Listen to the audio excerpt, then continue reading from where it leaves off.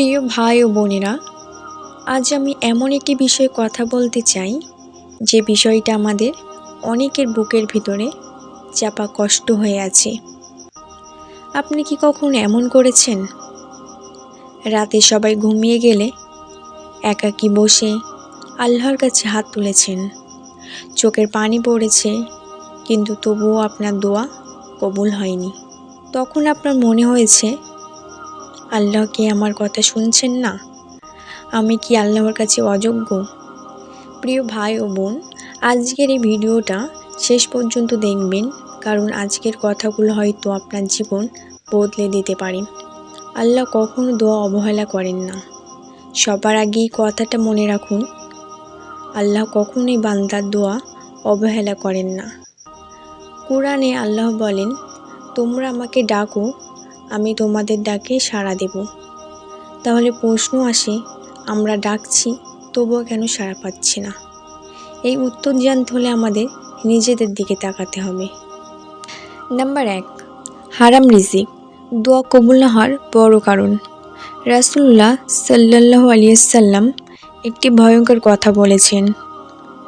একজন মানুষ দীর্ঘ সফর করে ক্লান্ত শরীর আকাশের দিকে হাত তুলে বলে, ইয়া রব, ইয়া রব, কিন্তু তার খাবার হারাম, তার পানীয় হারাম, তার পোশাক হারাম।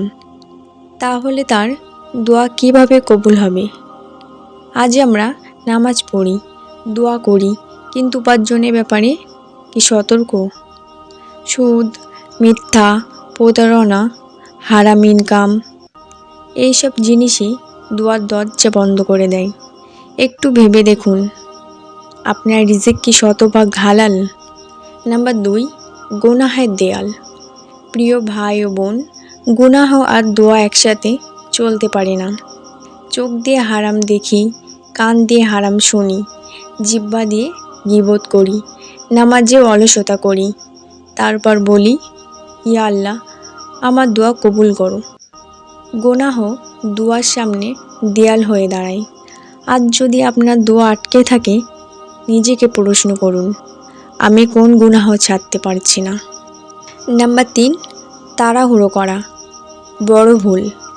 অনেকে বলে, আমি তো অনেক দিন দোয়া করছি, কিছুই হচ্ছে না।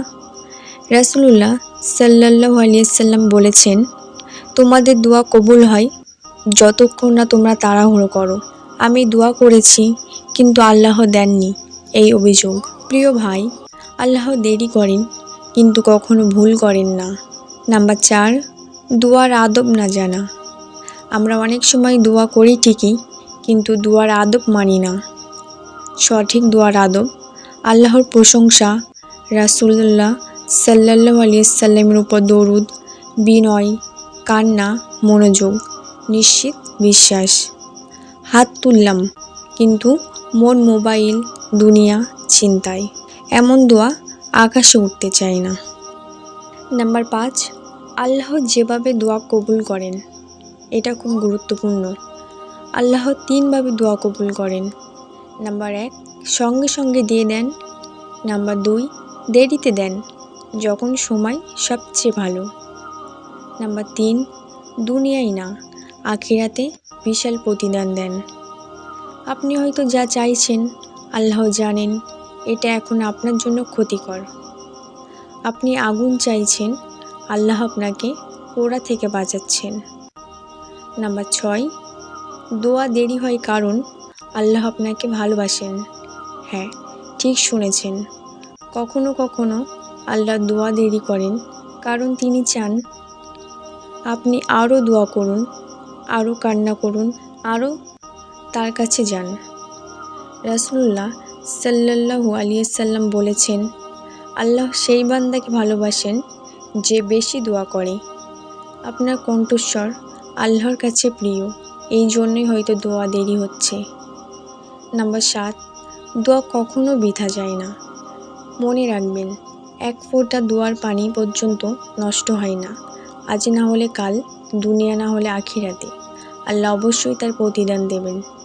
কিয়ামতের দিন মানুষ বলবে, হাই, দুনিয়ায় সব দোয়াই যদি কবুল না হতো। প্রিয় ভাই ও বোন, দয়া করে দোয়া ছেড়ে দেবেন না।